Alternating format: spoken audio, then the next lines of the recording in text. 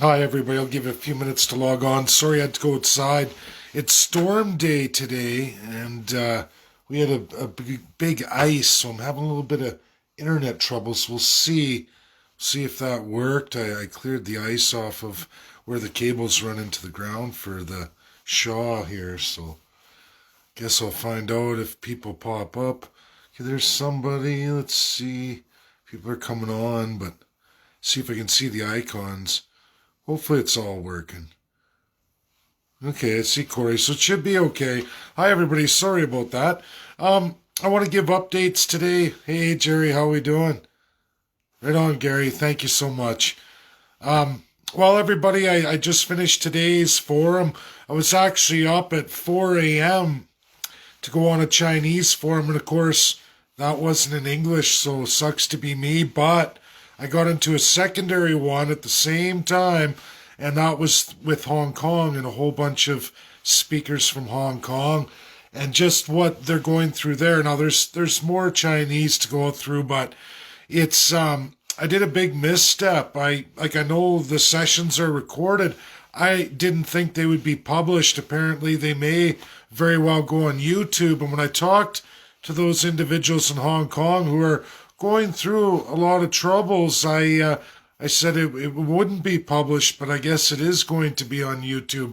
So the things I said, and they may have dropped their guard, and I would never want somebody to be speaking up like that and then have something happen to them. And just so you all know, what was clearly outlined is there has been judges and lawyers that have just been persecuted here, threats and everything else.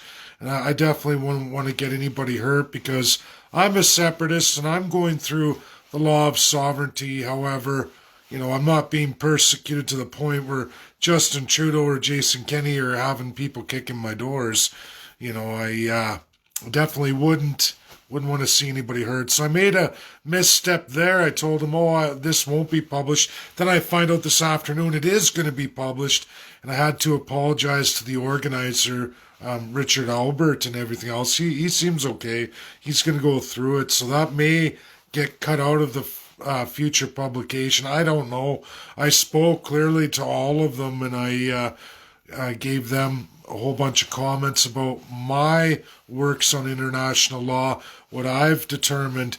And it goes back to autocracy and colonialism. What I don't like, I find, when you look at all these different nations so far, is a lot of the Western or powers, UK, USA, maybe not so much USA, but definitely UK, sure likes to sweep colonialism under the rug and don't talk about it. And I don't like that because obviously Canada, we are very colonialized, and there's still the 16 nations, 17 now, that are fighting back against colonialism. There's all kinds of history, and especially things I've studied all the way up to 2012. We witnessed what UK has done. And when we talk about China, Russia being autocratic and all their problems, well, sure, but that doesn't excuse the problems of colonialism either, which is very much autocratic as well. So I don't excuse that at all. And it's actually what's propelled me into separation, especially here for Alberta. I don't like that crown power, that absolutely everybody is illegal worldwide, and I don't really care to hear from people who want to minimize that or, let's focus on these two world powers when you talk about the 5 international binding law powers in this world, but you excuse colonialism and, let's not talk about that, when it very much is autocratic in nature, very, very much autocratic. And I have all kinds of research that I've done in the last 4 years that absolutely establishes that as pure truth. And if you can't call it autocracy, what do you call it? And that's the problem with politics. And we can even see that when we see narratives coming even from academia. But you don't agree. It's not a big fight, I guess, but it's wrong. And from my side of it, I hope those people in Hong Kong are going to be okay. I wouldn't want to see that published for them thinking that they were able to talk openly the way they were, and then all of a sudden find out to get persecuted by the Chinese Communist Party, that would make me feel like a real bag of crap. It really would, everybody. I would really not feel good hearing that somebody was hurt or imprisoned or had their life ruined just because I speak up on a whole bunch of issues. So I guess we'll see. I guess we'll see what'll happen in the future. But second part, so yeah, Hong Kong, they're in a real bad way. China's absolutely implementing all kinds of laws over Hong Kong, as you all are very aware of. However, solutions that they're coming up with that tie into Kanzik nations, I can't believe it. And when I say that, I mean people from Canada, our justice system, people from New Zealand, Australia, and UK involved in Hong Kong and in their justice system.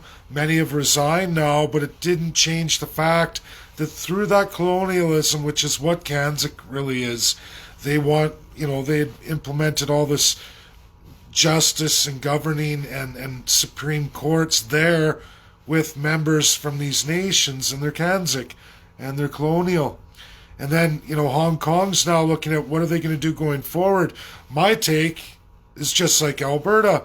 Go for independence, use the law of sovereignty, try to take that, fight back against the Communist Party by using their power against them. China, I truly believe, only responds to strength. And that means when you come to the table with them, when you're playing that game of chess, you have to show strength that should you not help me in this avenue, I will absolutely try to hurt you with the law of sovereignty and use your power against you in relation to the rest of the world. And I think that's something that China would fear, just as Russia, USA, France, and UK, they wouldn't want their powers usurped.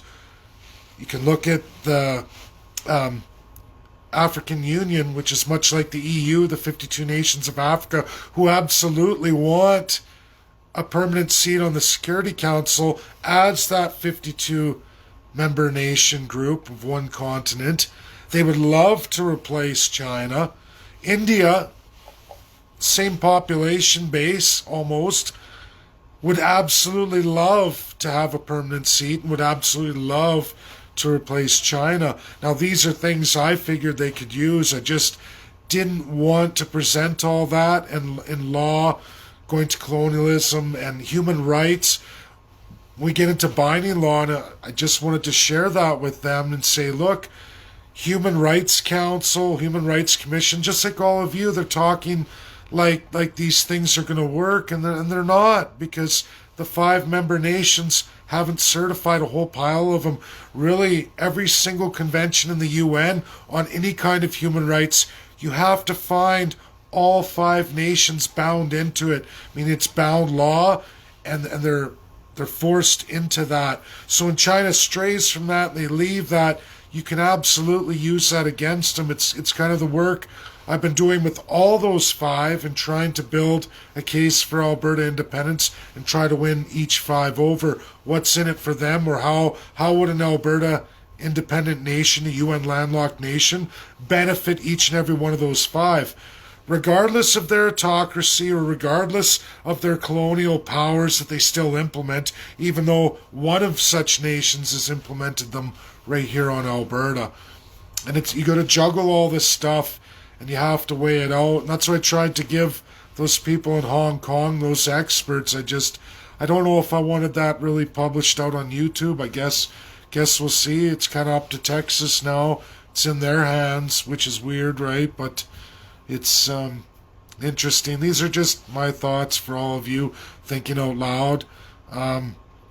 So, Trump, second part. Trump impeached today, but Mitch McConnell gives him a free pass. He's very, very lucky. Mitch McConnell is not going to allow Senate what looks like to go forward with any court case in time. So they're not going to have a quick court case next week to see him absolutely tarnished even further. So Trump gets a free pass. You can thank Mitch McConnell. Can say whatever about him. I see Trump going live saying, oh, I condemn this, I condemn that, but his falsehoods what he's done, and with all the law firms, the lawyers attached, which now in media, they're threatening to take away their bar.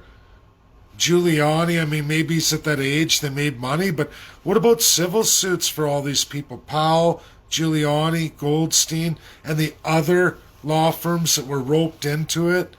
And it's, wow, what a world we live in. It's just truly amazing, and I am still at this point very disappointed of how Trump is rolled out. I talked to the EU today in one of the forums, which was really excellent. They were going, oh, AB Wexit, AB Wexit, he's AB Wexit. And I'm like, no. But, it was good. They have a whole different take. Every nation or group of nations, certain things we don't like, it's funny to see them on other things that we don't really bring up. Like, I don't know if anyone's aware of this, it was news to me, that the EU does not support Trump being thrown off of Twitter. They don't support any kind of internet blocking whatsoever. And they've actually sued people and internet companies for even deleting people's tweets if they're a member of the European Union. Interesting, right? They don't like any kind of censorship whatsoever on social media, regardless. And they backed that up. So that's interesting. I never would have expected that from the EU. I've just had a tremendous couple days here. So many notes. I probably got about 30 pages of notes. I could write an entire chapter of a book on all the things I've went through in just 2 days. I got another 3 ahead of me. It's really unfortunate. My language barrier and being more of a economics guy, I would have been more suited for engineering. I'm really not into linguistics. I struggle with that, and also in I guess my wording of things. I don't have the same repertoire, the educational background in English as everybody else in this. That's clear. But I have the economics, and I do okay with the law, so we'll see, everybody. It's really interesting. I'm worried about USA, worried about Kelly Knight Craft. I don't think she's going to go forward, which is really going to inhibit Alberta too.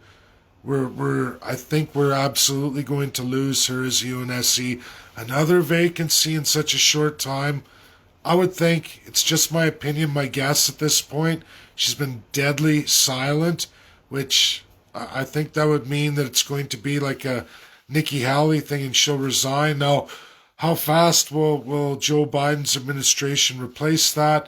Then there's an ascension period. Last time it took over a year and a half. And of course, we lost our election window in 2019. I had to rely on Trump, and we all saw that went not very good at all. So, I don't know. We'll see. It's all just time. Things are going to come.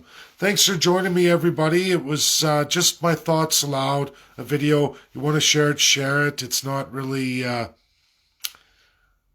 important if you do or not. I don't know. I'm impartial to it. So it's more of something to place in my timeline. Thoughts of myself, thinking out loud, kind of a diary, so to speak. Thank you. Bye now.